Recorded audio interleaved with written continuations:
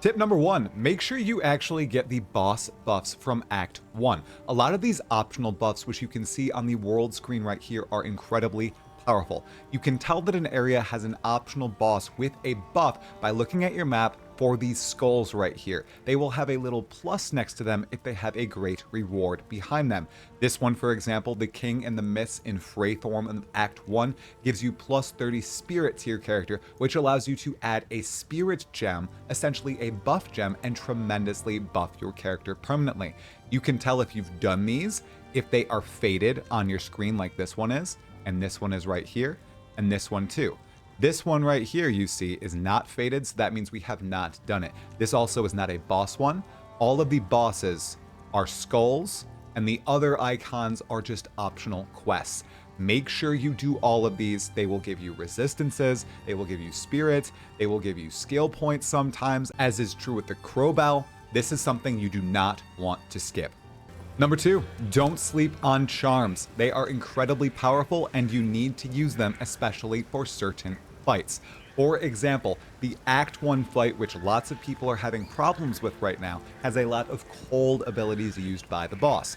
Make sure you have the Sapphire Charm equipped when you are fighting them.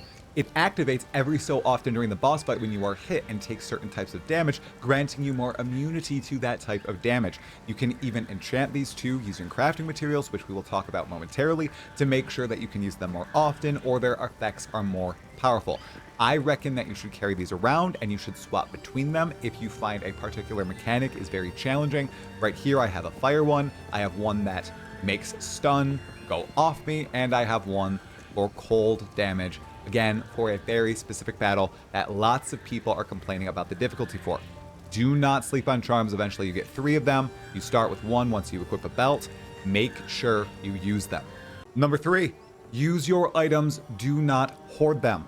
I have found with many new players, people are actually hoarding their items instead of using them, which is not good. I am particularly talking about 2 different sets of items. The first being your crafting orbs or your currency orbs. People are hoarding them, not using them to upgrade their gear, and they need to. Do not hoard these, just use them. You get lots of drops from them. You can get them from disenchanting magic and rare items at vendors in town.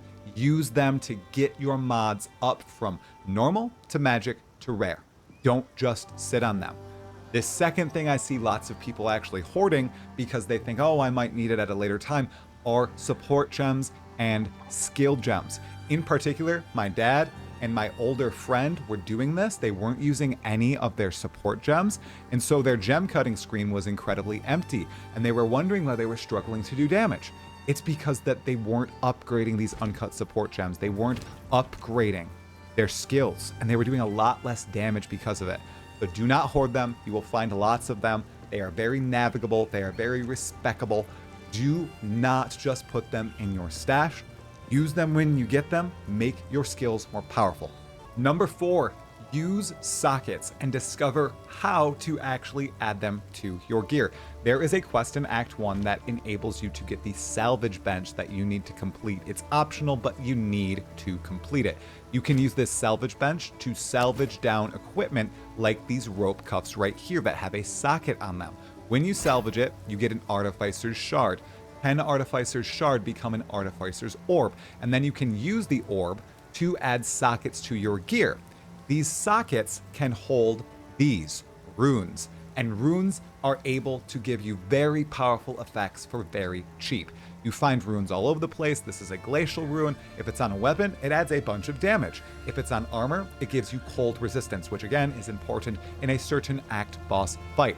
Right down here, another glacial rune, but there are many different types for fire damage, other types of runes like vision. There's a lot of stuff going on here. Make sure you do this quest and make sure you break down stuff with sockets so you get Artificer's Orbs.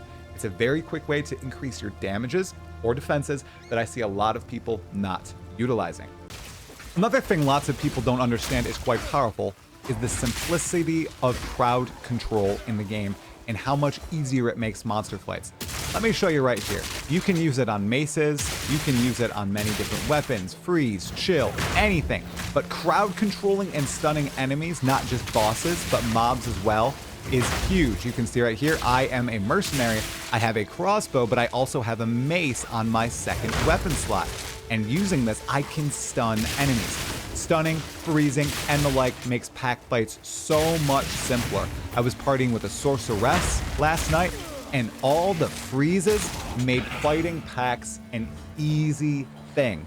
On my monk, I don't have a lot of crowd control, so I'm constantly weaving into the thick of it. But I know if I swap to some ice stuff, if I got some more stuns on my quarterstaff, it would feel more like my warrior, which stuns pretty much every single mob he encounters. And by the time they are unstunned, they are dead. So make sure you invest into some form of crowd control. It'll vastly help your experience. Now I have tip number 6 for you. If you are a melee player and you find yourself constantly dying to monsters or bosses and need to stall for time, but want to continue doing damage, I recommend you find an ability on your current weapon set or a new weapon set that allows you to harass at range and observe what the enemy does before actually getting into melee range with it. This is something I have done on my monk right here. As you can see, I'm showcasing it. I have this ability right here, which is Glacial Cascade. It allows me to harass at range.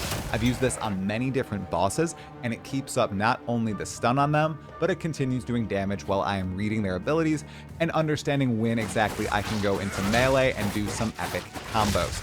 You might think that it's too slow, and it's slowing you down to a snail's pace, but if it causes you not to die on these boss fights that you have to go from 100 to 0, it is well worth it.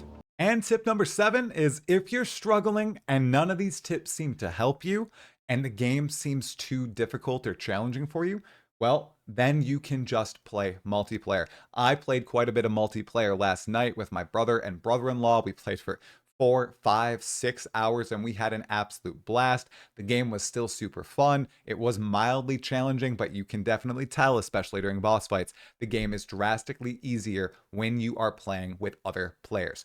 The bosses target one player instead of everyone or just yourself when you're solo, so it's easier to avoid abilities. You're also chatting with people. It's very social. So pull someone into Path of Exile 2 if you think you're struggling too much and get them to play with you, and you'll have a blast. Trust me. And the game will be much easier. I hope some of those tips helped you get good if you are struggling hard in Path of Exile 2. Make sure to like the video if you liked it and to subscribe to the channel for more Path of Exile 2 content. Both things are absolutely free and massive ways to support the channel. I'll see you in the next one. Thank you so much for watching. Stay sane, my fellow exiles.